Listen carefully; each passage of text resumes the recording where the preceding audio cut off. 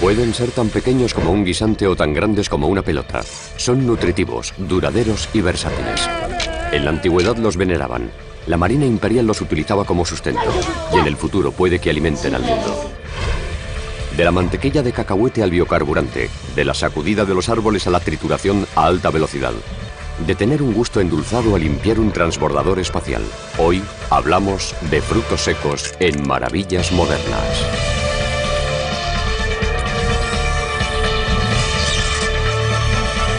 Maravillas Modernas.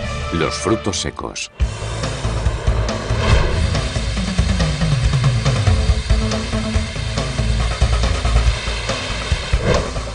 Diamond Foods, en Stockton, California. Aquí, en estas instalaciones de unos 51.000 metros cuadrados, desfilan diariamente más nueces que en cualquier otro lugar del mundo. Recibimos aproximadamente unos 118 millones de kilos de nueces al año y pelamos unos 100 millones de kilos, lo que supone aproximadamente de 36 a 40 millones de kilos de frutos.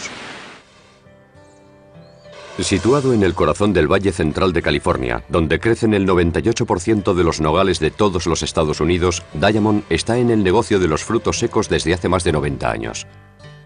Empezó como una cooperativa de agricultores en 1912. Diamond ha sido el primero en transformar esta industria que una vez fue artesanal en el centro de la industria agropecuaria. Los estadounidenses consumen más de 400.000 millones de kilos de frutos secos anualmente y las cifras están creciendo. El mundo adora los frutos secos.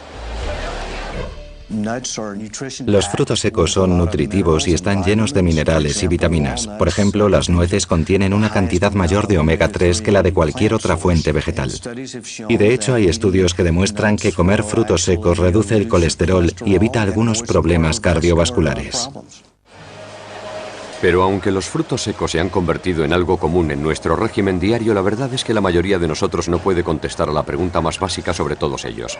En realidad, ¿qué es exactamente un fruto seco? Cojamos las almendras y los pistachos. Técnicamente son una drupa, no un fruto seco, y crecen de forma parecida a los melocotones. Los cacahuetes, una legumbre, y botánicamente hablando son más un guisante que un fruto seco. Las castañas de Pará, los piñones... Los anacardos, lo siento, técnicamente ninguno de ellos corresponde a la definición botánica. La botánica es importante por las estructuras que dan lugar al grano, de la que surge la capa que hay alrededor del grano, y que luego dan lugar a la cáscara y cosas por el estilo. Desde un punto de vista culinario o cotidiano, es una semilla comestible. Esto significa que si se planta un fruto seco, crecerá un árbol o una planta, si se cuida correctamente. Probablemente incluso se podría coger una nuez del supermercado y enterrarla a unos 5 centímetros de tierra y empezaría a crecer un nogal. Hacer que creciese del todo sería otra cosa y si se ha recalentado sería difícil que creciese, pero no es imposible. En los Estados Unidos, el crecimiento de la industria de los frutos secos es un fenómeno relativamente reciente, dado que en las antiguas historias de Europa, Asia y Oriente Medio ya estaban presentes. En Irán se han encontrado montones organizados de cáscaras de nuez petrificadas que datan del 7000 a.C. y a los antiguos romanos les gustaban tanto las nueces que el nombre latino significa perteneciente a la realeza. En realidad se las conocía como la comida de los dioses y se las asociaba a la fertilidad. Como la nuez, la almendra es una antigua emigrante que los viajeros trajeron de su nativa Asia a través de la legendaria ruta de la seda. Una de las formas con las que se puede señalar la ruta de la seda es mirando hacia dónde crecen los almendros. Así que si atraviesas ahora las montañas Atlas de Marruecos, por ejemplo, encontrarás todos estos almendros que al principio trajeron los viajeros de la ruta de la seda. Los comerciantes fenicios y árabes al final esparcieron las almendras por toda Europa. Gracias a su cáscara están bien protegidas, así que si se guardan en un lugar razonable se pueden conservar en buen estado, listas para comer durante bastante tiempo. Casi cada nuez ha viajado por un lugar diferente y en un país diferente. Fueron los misioneros españoles que viajaban por el Camino Real en California en el siglo XVIII quienes llevaron las nueces y las almendras por primera vez a los Estados Unidos. Pero hasta bien entrado el siglo XX, los huertos de almendros y nogales tuvieron dificultades a causa del clima costero donde se habían construido las misiones. Después de la Segunda Guerra Mundial, cuando el desarrollo en el sur de California de los bienes inmuebles y comerciales en cierto modo se apoderó de algunas tierras de labranza, los agricultores se trasladaron a las tierras fértiles de los valles de San Joaquín y de Sacramento, donde crecen hoy en día nuestras nueces. Hoy, los nogales y almendros crecen con fuerza en el clima mediterráneo del Valle Central con una temporada de crecimiento bañada por el sol. Cada primavera, millones de árboles en estos extensos huertos empiezan a polinizar. Esta es la primera fase en el crecimiento de las nueces. La flor hembra está aquí, anidada en las hojas, y lo que se verá son las superficies de dos estigmas que están húmedas y están fuera listas para coger el polen que vuelve a través del aire. El polen viene de estas flores. Esto es un amento, y solo con unos pocos se pueden despedir cantidades enormes de polen. Mientras que los nogales se polinizan con el polen que el viento dispersa por cientos de kilómetros, los almendros se polinizan con las abejas. Y como los almendros son fértiles durante solo 10 o 20 días cada primavera, los horticultores deben recurrir a apicultores de todo el mundo. El verdadero reto es que aquí en el Valle Central estamos en febrero, así que puede haber muchas tormentas, viento, heladas y cosas por el estilo. El número de días en el que estas abejas pueden moverse puede ser solo una pequeña proporción de estos 20 días, así que esto lo convierte en un tiempo realmente interesante para los horticultores. Cada año se necesitan 1 millón de colonias de abejas para polinizar los almendros de California. Tenemos apicultores de muy lejos, como Florida y la región del Medio Oeste. Incluso hubo algunos de Australia el año pasado para aumentar el suministro. Una vez que las hembras se han polinizado, las flores pueden caerse y pequeñas yemas verdes empiezan a crecer. En abril, el fruto del almendro alcanzará su tamaño natural, dejando que los cambios más significativos ocurran dentro, en un proceso conocido como especialización. Cuando coges una almendra, una que esté formándose, si la cortas por la mitad en esta fase, el fruto todavía no se ha endurecido. ¿Ves la parte blanca? Está empezando como a definirse, está empezando a endurecerse. Y esto se convierte en un hueco para la almendra, y esta parte blanca está ya empezando a convertirse en el hueso o la cáscara de la almendra. Pero también en esta parte central se puede ver la semilla formándose y se podría ver la capa de la semilla aquí en el exterior y después el grano desarrollándose en el interior. En otoño, el grano y la cáscara estarán completamente formados, protegidos por un concho áspero. La cosecha de los almendros empieza en agosto y la de los nogales en septiembre. Todas las nueces que son tratadas y que se venden durante todo el año siguiente se recogen durante este intenso periodo de 8 semanas. Solía haber más variedades, no había tantas nueces por árbol. Ahora florecen más rápido. Tienen mejor color, un color más vivo, son más resistentes a las enfermedades. Ahí es donde hemos juntado la tecnología y la ciencia. Desde siempre, las cosechas de nueces eran un trabajo intensivo que requería muchos trabajadores que literalmente sacudían los frutos secos de los árboles a mano. Había gente escalando por el árbol y llevaban lo que se llama un mazo, que es básicamente un palo con una cabeza de goma. Golpeaban literalmente las ramas hasta que los frutos secos caían. El segundo método era con poleas largas de 3 a 6 metros y daban golpes a los frutos secos.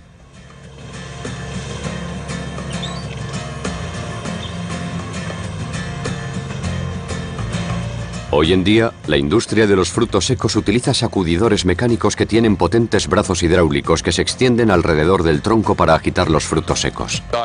Es lo mejor del mundo, es como un terremoto. Puedes notar cómo la tierra se mueve. Quiero decir, todo el mundo debería notarlo. Te agarras al árbol y puedo decir que te sacude de lo lindo. Una vez que los frutos secos han caído al suelo, una máquina recogedora los conduce hacia unas filas estrechas para que una barredora los coja. En ese momento, la mayoría de los frutos secos están todavía en los rueznos protectores que deberán quitarse. Desde siempre, estos rueznos han tenido muchos usos, incluyendo su utilización en el tinte para los uniformes que llevaban los soldados de la Confederación en la Guerra Civil estadounidense. A los soldados se les conocía como nueces de mantequilla, en referencia al color y a la variedad de nuez local. Después de quitar los rueznos, las nueces se limpian y se examinan antes de transportarlas a la planta Diamond en Stockton. Casi la mitad de todas las nueces se tratan inmediatamente, se preparan y se envían listas para la estación vacacional, que es cuando se consumen la mayoría de frutos secos. Las toneladas que quedan se guardan en enormes instalaciones de almacenamiento. Aquí tenemos 18 tanques refrigerados y que contienen más de 1 millón de kilos, y después hay otros 3 tanques que contienen unos 9 millones de kilos, así que podemos almacenar unos casi 50 millones de kilos de nueces aquí mismo. Las nueces pueden durar 4 meses a temperatura ambiente, o casi 24 meses cuando se conservan en un ambiente controlado. Cuando es necesario, las nueces almacenadas se sacan de los tanques y entran en un laberinto de cintas transportadoras y rampas. El 80% entra en el sistema de trituración mecanizado Diamond, que hace añicos más de 500.000 kilos de nueces al día. Una vez que se ha separado el fruto de la cáscara, un sistema de aireación avanzada absorbe las partículas de cáscara menos densas hacia arriba, mientras que el fruto se queda abajo. Los frutos entonces caen sobre una cinta transportadora que se desplaza a más de 150 metros por minuto y empieza un proceso de clasificación por láser. Cuando cada fruto pasa a través de la zona de exploración, el láser pasa 2 veces de forma casi instantánea. Solo la primera exploración ya es efectiva en un 99,8%. Según la exploración, el ordenador activa unos pulverizadores pequeños de aire para expulsar los frutos superfluos y los trozos de cáscara restantes. Si hubieses venido a nuestra planta hace 20 años, habrías visto literalmente 30 o 40 mesas con gente de pie seleccionando a mano las nueces para alcanzar la calidad. Y lo que las verías es que las personas solo pueden clasificar los defectos hasta un cierto nivel. Al poner las clasificadoras de láser, realmente podríamos doblar la capacidad de nuestra planta de descascarillado y mejorar la calidad. Los frutos que se sacan de la circulación a causa del color se parten y se cortan a dados para los productos para hacer pasteles, golosinas y helado, o se muelen para crear aceite de nuez para cocinar. Cuando se ha acabado la clasificación, la mayor parte de los frutos enteros se envían inmediatamente a empaquetar, mientras que un porcentaje creciente se dedica a los nuevos aperitivos de frutos secos Diamond. Los frutos secos tostados, por ejemplo, se preparan utilizando 2 métodos diferentes, el tostado seco y el tostado con aceite. El horno de tostación seco es básicamente como un gran horno. Con el tostado con aceite utilizamos realmente una nueva tecnología en la que las nueces se ponen en una cinta transportadora y el aceite, que de costumbre está de unos 138 a 149 grados centígrados, cae en cascada sobre las nueces mientras que pasan a través de la cámara, y ese aceite caliente mientras que pasa sobre las nueces las tuesta de una forma muy uniforme. Hoy en día las nueces y las almendras son la exportación agrícola principal en California. Pero la costa oeste no es el único lugar donde los frutos secos y la tecnología se juntan para hacer un producto mejor. Incluso si da la casualidad que este producto se te pega en el paladar. Es un producto básico en el 75% de los hogares estadounidenses y su rico sabor y cremosa textura son muy populares en todos los países del mundo. Es, por supuesto, la mantequilla de cacahuete. Peter Pan ha estado fabricando mantequilla de cacahuete durante casi 90 años y es una de las marcas fundadoras de la industria. Pero mientras que las raíces de la empresa datan de décadas, la fábrica de Peter Pan en Sylvester, Georgia, es de todo menos antigua. No solo sus instalaciones tienen uno de los hornos de tostación más grande del mundo, sino que también posee unos sofisticados sistemas de molido, refrigeración y embalaje. Son unas instalaciones extremadamente automatizadas. Para el proceso inicial, que iría desde recibir los cacahuetes hasta el final, pasando por la limpieza, el tostado, el blanqueo y el proceso completo de formulación, se necesitan solo unas 12 personas. 12 personas producirán cerca de 23.000 kilos de mantequilla de cacahuete cada hora. Sorprendentemente, la mantequilla de cacahuete Peter Pan ha utilizado los mismos ingredientes básicos desde su inicio en 1928. Azúcar, sal, una mezcla de estabilizantes a base de aceite que garantiza que los aceites naturales no se separen y 90% de cacahuetes de Georgia. Los cacahuetes son autóctonos de Sudamérica, donde se encontraban entre los primeros alimentos aclimatados de la historia. Siglos más tarde, los comerciantes portugueses llevaron los cacahuetes de Brasil a África, donde el cultivo sigue siendo una materia prima vital incluso hoy en día. Desgraciadamente, fue a través del comercio de esclavos en África que los cacahuetes volvieron a cruzar el Atlántico hasta las orillas estadounidenses. Después de la Guerra Civil, los cacahuetes se convirtieron en algo común, pero la mantequilla de cacahuete no apareció hasta finales de 1890 y, contrariamente a la creencia popular, no la inventó George Washington Carver. La investigación pionera del cacahuete de Carver, especialmente el proceso conocido como fijación de nitrógeno, hizo de los cacahuetes un cultivo realmente viable para los agricultores del sur. Y es cierto que se le atribuye a Carver la creación de cientos de usos adicionales de los cacahuetes, pero no la de la mantequilla de cacahuete. En cambio, un doctor de la región medio oeste de los Estados Unidos debutó con la mantequilla de cacahuete en la Exposición de Chicago de 1893 al venderla como un recurso saludable para los pacientes. Necesitaban una fuente nutritiva de proteínas que pudiesen también digerir, con la que comerciar y que al mismo tiempo fuese apetitosa. En 1895, el doctor John H. Kellogg y su hermano W.K. patentaron su propia variedad de mantequilla de cacahuete, otro en su larga lista de inventos de alimentos, incluyendo los ahora famosos cereales Kellogg's. El gran cambio entre la mantequilla de cacahuete que hacía y la mantequilla como se conoce hoy en día era el proceso de tostado. En realidad utilizaba un proceso de vapor que no generaba ese sabor tostado que conocemos hoy. En los 20 años posteriores, docenas de productores de la zona compitieron en el mercado de la mantequilla de cacahuete. Pero el periodo de caducidad de estos productos era corto y los aceites naturales de la mantequilla se separaban. A principios de los años 20, Peter Pan se convirtió en la primera empresa en comercializar una mantequilla de cacahuete estabilizada. Esta nueva mantequilla podía durar en las estanterías de las tiendas más de un año y con ella nació toda una industria nacional.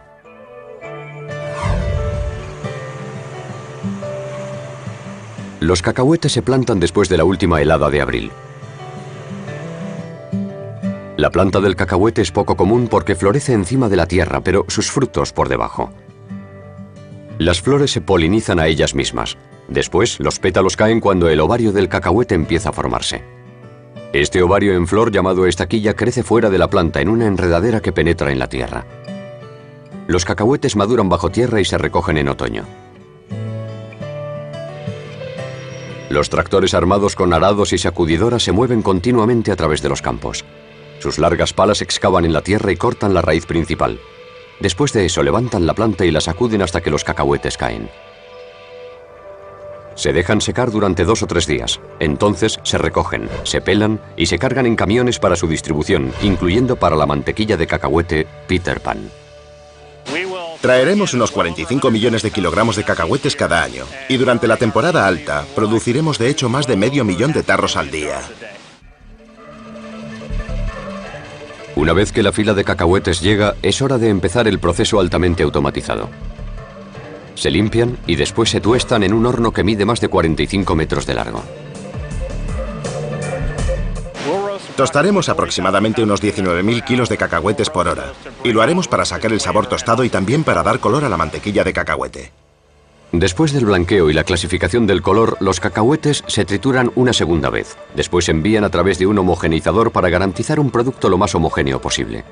La mantequilla de cacahuete se pone a una presión muy alta, a más de 345 bares de presión, a través de este homogeneizador, y eso lo bate hasta hacer la mantequilla. Cada fase se controla de cerca en el centro computerizado central de la fábrica, incluyendo el refrigerado rápido de la mantequilla para garantizar su integridad y prepararla para rellenar los tarros. Durante la temporada alta, producidos más de medio millón de tarros de mantequilla de cacahuetes al día. Cada tarro de mantequilla de tamaño estándar contendrá medio kilo de cacahuetes. ¿Y cómo hacen la mantequilla de cacahuete crujiente? La mantequilla de cacahuete crujiente es casi la misma que la cremosa, excepto por una diferencia fundamental. Cuando los cacahuetes se sacan del contenedor de frutos secos acabados de tostar, ya se han limpiado y se ha clasificado el color. Algunos irán al chorro de pasta y otros se dirigirán hacia donde los van a moler hasta el tamaño que queremos que tengan los gránulos crujientes. Estos 2 chorros diferentes de cacahuete se encontrarán justo antes del rellenado, donde mezclaremos otra vez estos gránulos crujientes con la mantequilla de cacahuete cremosa. Desde 1890, cuando se inventó por primera vez, la mantequilla de cacahuete ha sido un alimento básico en la dieta estadounidense. Sin embargo, sus raíces medicinales no se han olvidado y hoy en día una nueva mantequilla de cacahuete salva vidas. Se llama Plum Peanut. Durante décadas, las organizaciones de ayuda internacional como UNICEF han tratado de evitar la desnutrición y el hambre con preparados con leche en polvo. Pero sobre el terreno había muchos retos. Alimentar a los niños con leche terapéutica tenía dos inconvenientes. Uno es que la leche hay que mezclarla con agua. El agua es una de las cosas más difíciles de encontrar en las emergencias porque si no tienes agua limpia, agravas en realidad la desnutrición, agravas la diarrea. Así que querían un producto que estuviese empaquetado, eso era seguro, y al que no se tuviese que añadir agua, y así es como dieron con esto. Se introdujo en 1999. El Plan Peanut viene en paquetes de 500 kilocalorías. Puede comerse directamente de la bolsa y tiene un periodo de caducidad de 2 años. Todo el que tiene hijos sabe que es realmente difícil hacer que un niño coma cuando no quiere comer, y los niños desnutridos no quieren comer. Lo que es sorprendente de Plan Peanut es que le das esto a un niño, le pones un poquito en la boca y el niño empieza a comer. Así que hace que nuestro trabajo sea mucho más fácil. Gracias al alto contenido de proteínas de los cacahuetes, Plan Peanut puede revocar la desnutrición infantil en solo 4 semanas. Normalmente recuperarse de la desnutrición cuesta mucho tiempo, y lo que hemos observado siempre es que los niños empiezan a ir un poco mejor y después recaen. Lo que hemos visto con Plan Peanut es que alrededor de un 75% de los niños simplemente mejoran, tardan unos 40 días, son unos $50 por tratamiento. Con el éxito que ha tenido es un producto genial. De esta forma hay unas ventajas enormes para la madre, para la familia y para nosotros, UNICEF, al asegurarnos de que alcanzamos todos los niños que podemos. Imagina toda la esperanza depositada en un pequeño fruto seco. Pártelos. Dales martillazos. Machácalos con una piedra. Todo lo que hay entre ti y tu fruto seco favorito son las cáscaras. Y como la sorprendente colección de 5.000 cascanueces históricos en el Museo de los Frutos Secos de Leavenworth, hemos recorrido un largo camino desde partir los frutos secos con simples piedras. Pero aún con todo el estilo y el diseño, muy pocos cascanueces en el museo o en el mundo entero pueden ocuparse de la cáscara más dura del reino de los frutos secos, la de macadamia. Se necesitan unos 20 bares de presión para partir una, así que son unas nueces muy difíciles de partir. Ninguna empresa en el mundo está tan familiarizada con lo dura que es la cáscara de la nuez de macadamia como la hawaiana Mauna Loa, que ha cultivado y tratado estas nueces durante casi 60 años. Mauna Loa está compuesta de más de 4.000 hectáreas por toda la isla y recibe 15 millones de kilos de nueces de macadamia sin pelar anualmente.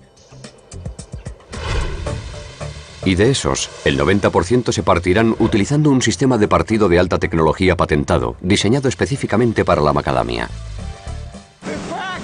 Parten de unos 3.800 kilos a más de 4.000 kilos por hora, con los 7 partidores. ¿El reto? No partir simplemente la cáscara, sino conservar en un alto porcentaje el fruto de la nuez intacto.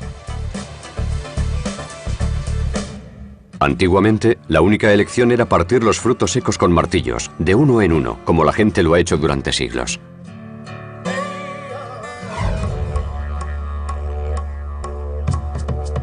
Aunque se las vincula estrechamente con Hawái, las nueces de macadamia son originarias de la selva tropical australiana, donde la cáscara dura protegía al fruto de una gran cantidad de depredadores tropicales y enfermedades. El rico sabor de la nuez de macadamia tenía mucho valor para las tribus aborígenes, quienes simplemente abrían las nueces golpeándolas con piedras, obteniendo pequeños terrones. En 1858, un botánico colonial, Fernando von Müller, fue el primero en catalogar las especies poniéndole el nombre a la nuez en honor a su compañero explorador John Macadam, quien había muerto recientemente en el mar. Las primeras nueces de macadamia no llegaron a Hawái hasta casi 3 décadas más tarde, cuando el empresario George Porvis decidió que serían una atractiva incorporación al paisaje hawaiano. De hecho, se le atribuye el haber traído las primeras plantas desde Australia hasta Hawái. El interés en ese momento estaba realmente en su valor ornamental. Es un árbol muy bonito, pero cuando descubrieron que los frutos que daban estaban muy ricos, entonces empezó el interés por la comercialización de las propias nueces. El clima de Hawái y la rica tierra volcánica crearon un entorno ideal. Pero en las décadas que siguieron, ambos, el árbol y la nuez, resultaron ser sorprendentemente difíciles para el cultivo comercial. Hay una cáscara exterior fibrosa y luego hay esta cáscara dura, así que de la nuez en sí, cuando cae del árbol, en realidad solo un 15% es comestible. Y por eso, es una nuez muy cara de cultivar, es un proceso muy caro y al final del día lo que consigues es un fruto muy pequeño. Solo cuando la tecnología moderna de partido apareció en los 80, la industria de la macadamia empezó a entrar en erupción. El proceso de partido empieza en una serie de tanques secantes que reducen la humedad natural de la nuez del 20% a menos del 2%. Esto contrae el fruto y hace la cáscara más frágil. Tenemos unos 48 tanques que contendrán unos 2 millones de kilogramos de cáscara seca. Y cuando llegan hasta aquí, empezamos a muy poca temperatura, a unos 38 grados centígrados. Mira, la humedad empieza a bajar.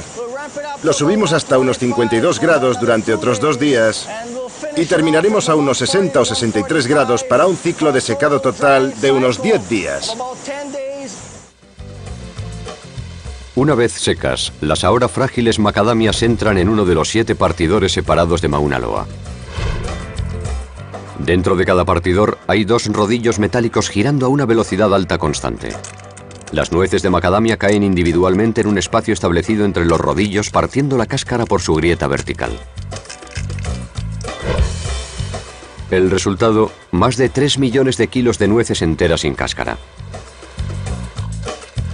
Estas nueces, entonces, o bien se mandan a embalaje, o bien se siguen tratando en una de las muchas líneas de producción.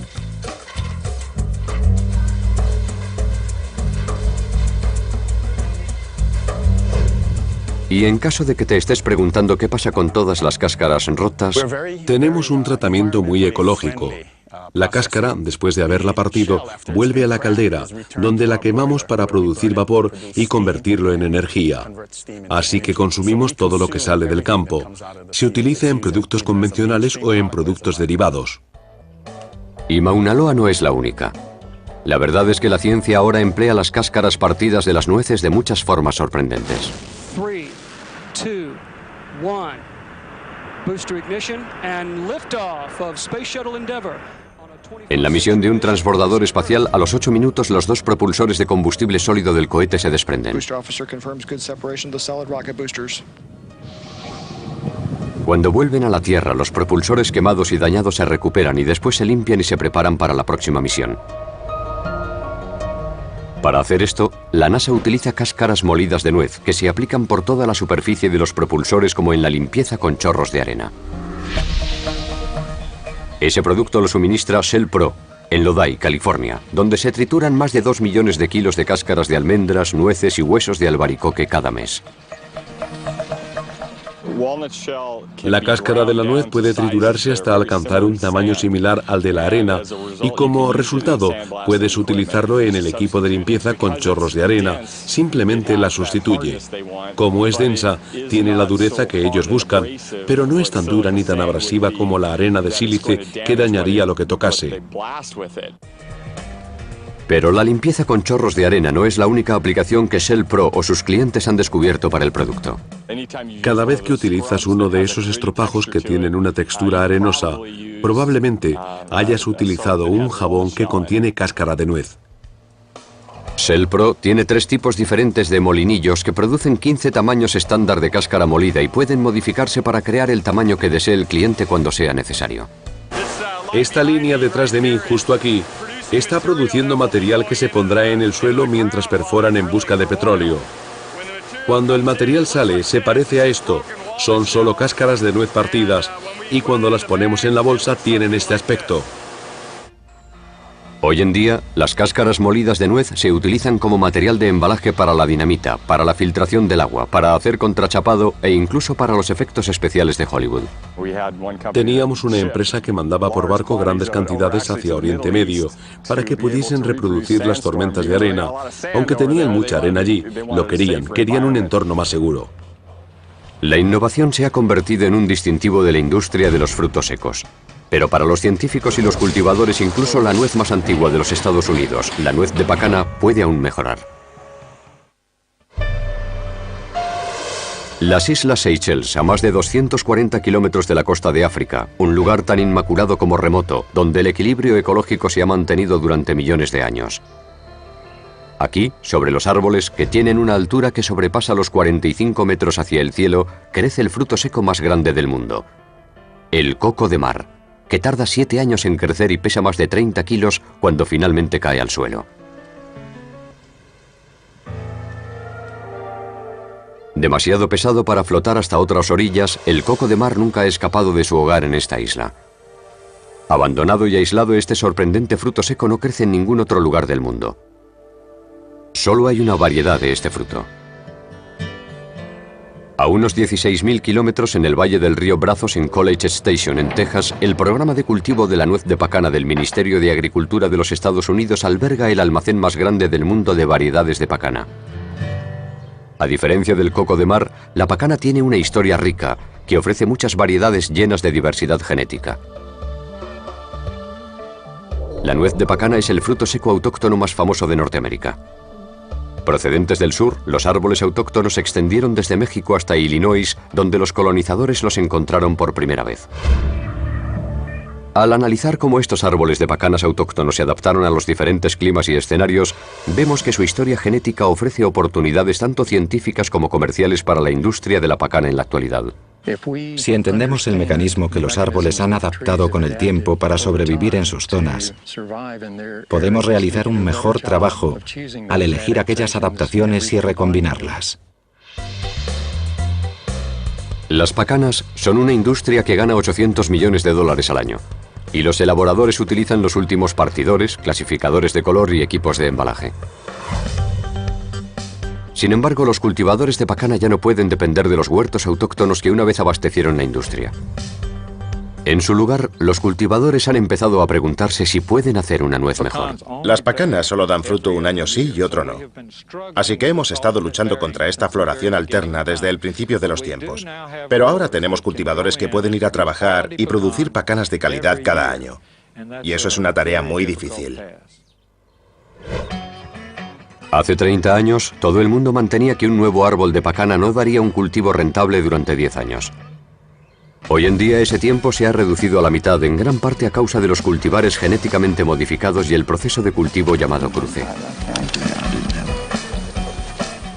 Tenemos, por ejemplo, un progenitor que es altamente productor, pero es susceptible de contraer la enfermedad del moteado. Así que podríamos coger ese progenitor que es muy productor y cruzarlo con otro que no lo sea tanto, pero que tenga una resistencia extremadamente alta al moteado, y entonces dejamos crecer estas progenies y entonces empezamos a analizarlos para determinar si poseen ambas características. En 1880, Henry Sien, un inglés que vivía en San Saba, Texas, fue el primero en utilizar el cruce y al hacer esto lanzó la industria comercial de la pacana. Hacía un concurso cada otoño donde pagaba $5 por el mejor barril de pacanas de calidad. Y un día encontró un barril sensacional de pacanas. Le pidió al hombre que le llevase hasta el árbol.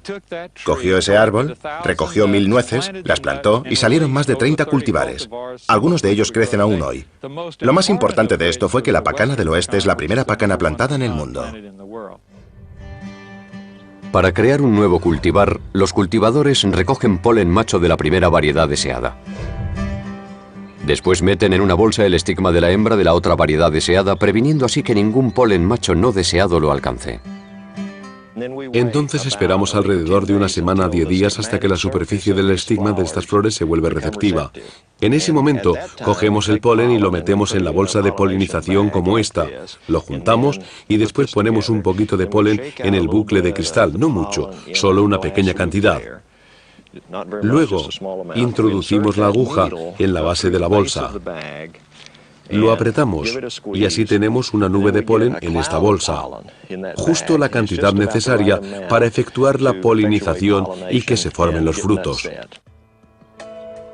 En otoño, el cultivar en potencia dará sus primeros frutos que el cultivador plantará después para ver si el futuro árbol posee las características deseadas. Esto puede tardar años. Es un proceso de unos 20 años desde el momento en que lo cruzamos hasta el momento en que sacamos una nueva variedad del Ministerio de Agricultura de los Estados Unidos. Desde que se fundó el programa de cultivo en 1930, los cultivadores del Ministerio de Agricultura de los Estados Unidos han sacado 25 variedades nuevas, 3 de ellas en los últimos 10 años.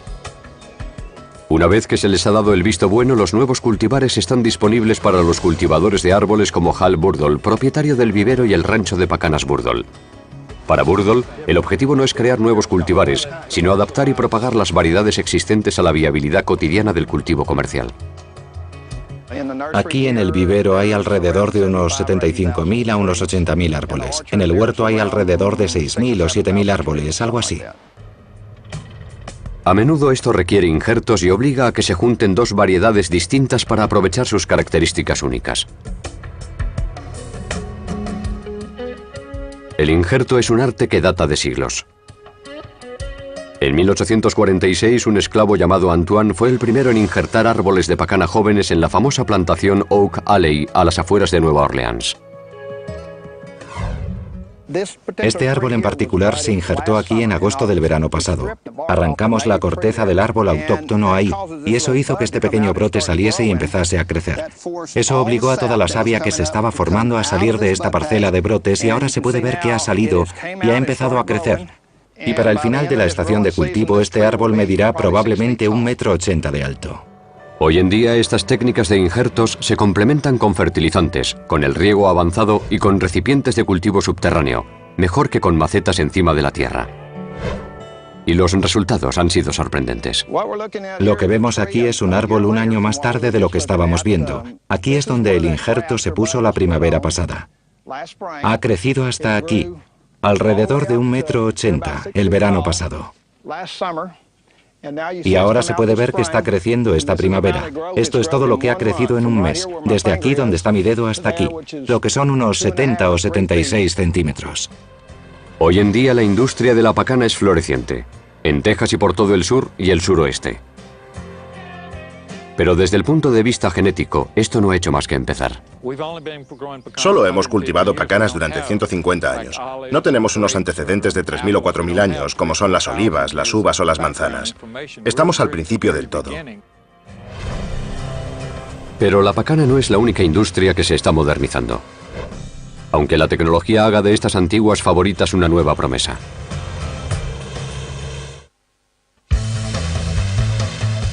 El empresario ha sido siempre un distintivo de la industria de los frutos secos. En los últimos años, este espíritu no ha sido en ningún lugar más evidente que en el negocio de los pistachos, incluyendo la Paramount Farms, que ahora es el cultivador integrado, elaborador y distribuidor más grande del mundo. Los pistachos son la industria comercial de frutos secos más joven de los Estados Unidos, habiendo empezado solo en 1960.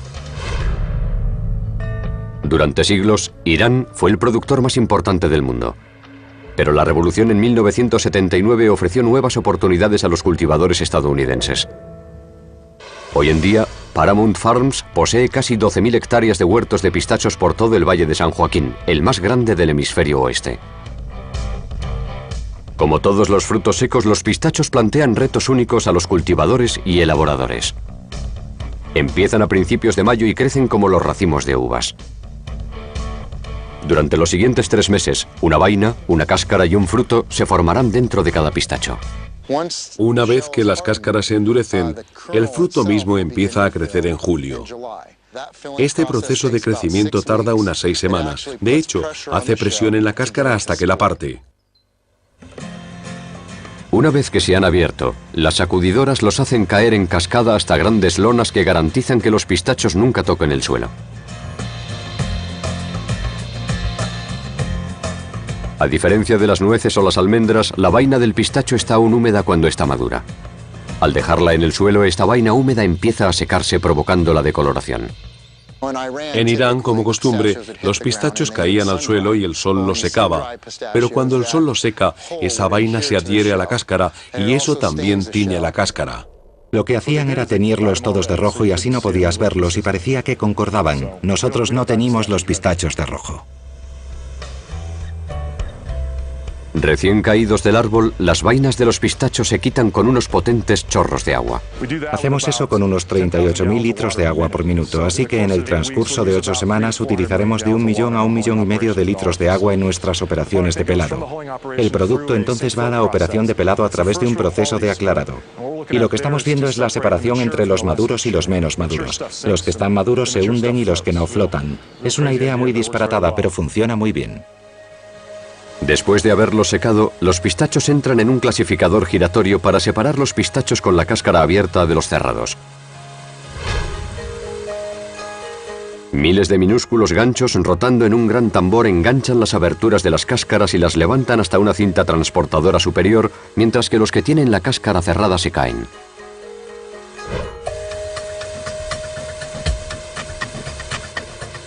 Los pistachos se clasifican por color electrónicamente, luego a mano y después se miden antes de tostarlos. Cada año Paramount recoge 9 millones de kilos de pistachos húmedos al día del campo. Paralelamente, se tratan de 1.300.000 a 1.800.000 kilos a la semana. Hoy en día los pistachos son la segunda industria de frutos secos más rápida en vías de desarrollo en Estados Unidos. El 99% de los pistachos que crecen en los Estados Unidos se cultivan justo aquí en el estado de California. Es un cultivo que en los últimos 4 años en términos de ventas en dólares ha aumentado la tasa de crecimiento anual compuesto al 28%. Pero ninguno de ellos habría sido posible sin el cultivador del Ministerio de Agricultura de los Estados Unidos, William Whitehouse, quien en 1930 fue el primero en traer pistachos a los Estados Unidos. De hecho, tan entusiasmado estaba Whitehouse con los pistachos que entró en Irán a través de Rusia, en un momento en el que los occidentales evitaban viajar allí. En 6 meses recogió 9 kilos de pistachos que trajo de contrabando y los plantó. Trajo estos frutos secos a Chico, en California, que está a unos 1000 kilómetros al norte de donde nos encontramos, y entonces trabajó con estos frutos secos durante más de 20 años. Y después de todo este proceso, presentó 3 variedades que le gustaron, y entonces pasó otros 5 años deshaciendo aquellas variedades y al final creó una variedad, la Kerman. La variedad Kerman de Whitehouse se convirtió en los cimientos de la industria comercial de pistachos actual. Kerman aún se planta en el 99% de los huertos. Esta es la cáscara blanca, bien abierta, con un fruto verde que tiene un sabor bueno y delicado. Así que lo que hizo por la agricultura de California es realmente increíble. El mismo espíritu emprendedor aún existe en muchos productores de frutos secos de hoy en día, incluyendo aquellos que buscan una energía sostenible alternativa, como el biodiesel. El fruto seco indio Jatropha tiene casi un 50% de aceite y puede arder como el petróleo de una lámpara sin ser refinado. Tiene una llama clara sin humo y los agricultores indios lo han utilizado desde el siglo XVII. Ahora los empresarios estadounidenses han importado el fruto seco a Estados Unidos, donde el aceite puede refinarse para utilizarlo en los motores diésel modernos. No se cultiva en una tierra agrícola de primera, se cultiva en tierra baldía arenosa y degradada. Así que pudimos obtener un permiso del Ministerio de Agricultura para traer las semillas de vuelta a California el otoño pasado y empezar en la costa de California, donde las condiciones climáticas nos permitían poder adaptar una variedad a esta región bastante rápido. Actualmente, trabajar con Jatropha sigue formando parte estrictamente de una investigación. Pero los planes son grandes y las esperanzas también. La cantidad de aceite que una plantación de Jatropha produce después de los primeros 18 meses, en un radio de 10 kilómetros alrededor de la planta, generaría unos 11 millones de litros al año. Cuando la planta alcanza la madurez de los 7 a los 10 años, son más de 11 millones de litros al año. Así que es una cantidad muy grande de aceite en un terreno relativamente pequeño. Prácticos, sabrosos, nutritivos. Ahora los científicos creen que existen 30 millones de variedades de frutos secos. Y quién sabe, un día uno de ellos podría cambiar el mundo. ¿Te parece una idea para descascarillarse?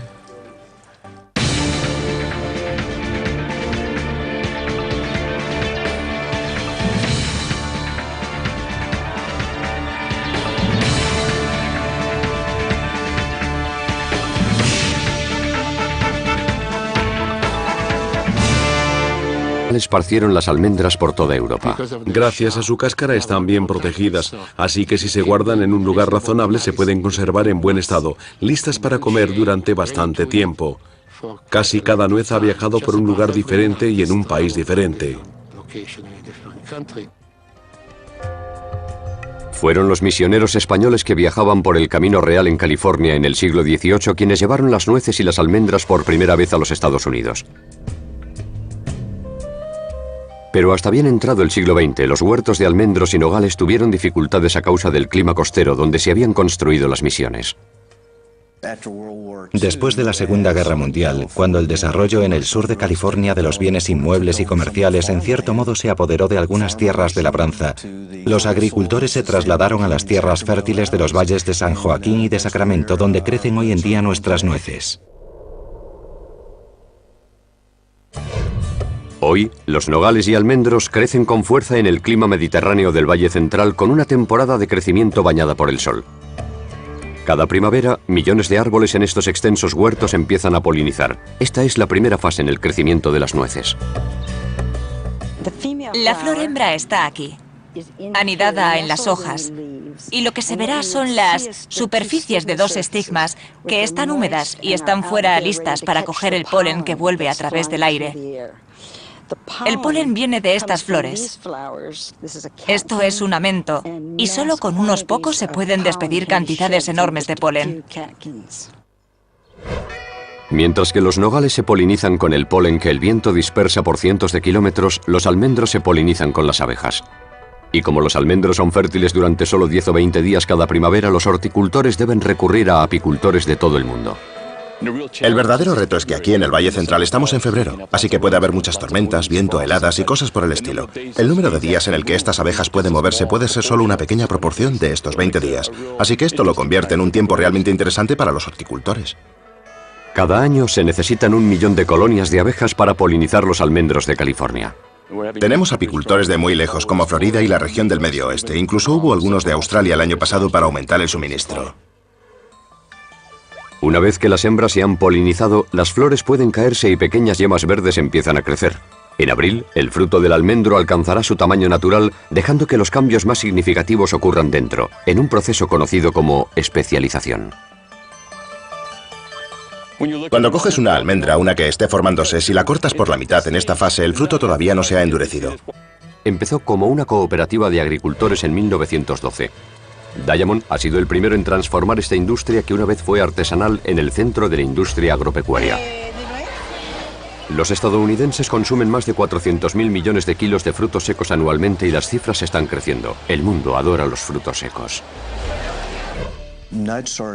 Los frutos secos son nutritivos y están llenos de minerales y vitaminas. Por ejemplo, las nueces contienen una cantidad mayor de omega 3 que la de cualquier otra fuente vegetal. Y de hecho hay estudios que demuestran que comer frutos secos reduce el colesterol y evita algunos problemas cardiovasculares. Pero aunque los frutos secos se han convertido en algo común en nuestro régimen diario, la verdad es que la mayoría de nosotros no puede contestar a la pregunta más básica sobre todos ellos.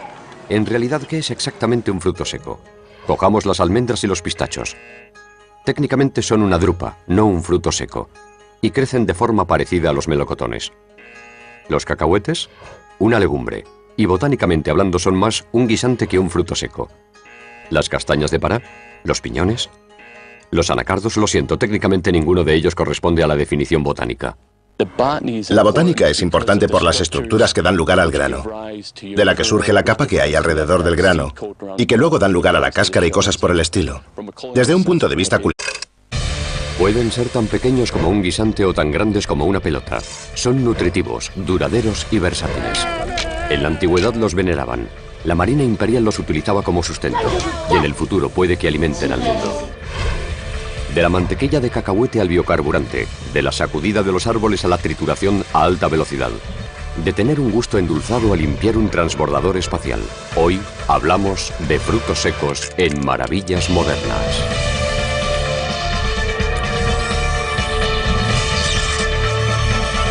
Maravillas Modernas, los frutos secos.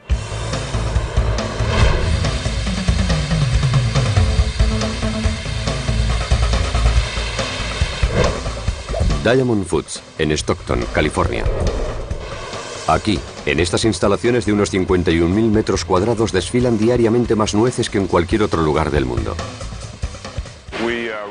Recibimos aproximadamente unos 118 millones de kilos de nueces al año y pelamos unos 100 millones de kilos, lo que supone aproximadamente de 36 a 40 millones de kilos de frutos.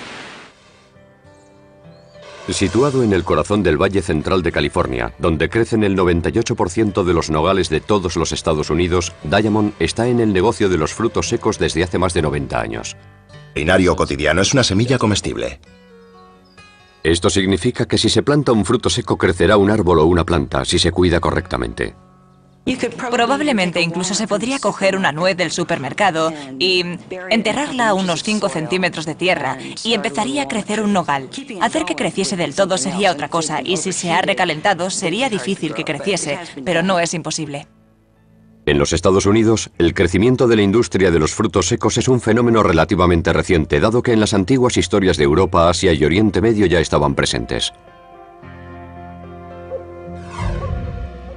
En Irán se han encontrado montones organizados de cáscaras de nuez petrificadas que datan del 7000 a.C. y a los antiguos romanos les gustaban tanto las nueces que el nombre latino significa perteneciente a la realeza. En realidad se las conocía como la comida de los dioses y se las asociaba a la fertilidad. Como la nuez, la almendra es una antigua emigrante que los viajeros trajeron de su nativa Asia a través de la legendaria ruta de la seda. Una de las formas con las que se puede señalar la ruta de la seda es mirando hacia dónde crecen los almendros. Así que si atraviesas ahora las montañas Atlas de Marruecos, por ejemplo, encontrarás todos estos almendros que al principio trajeron los viajeros de la ruta de la seda. Los comerciantes fenicios y árabes al final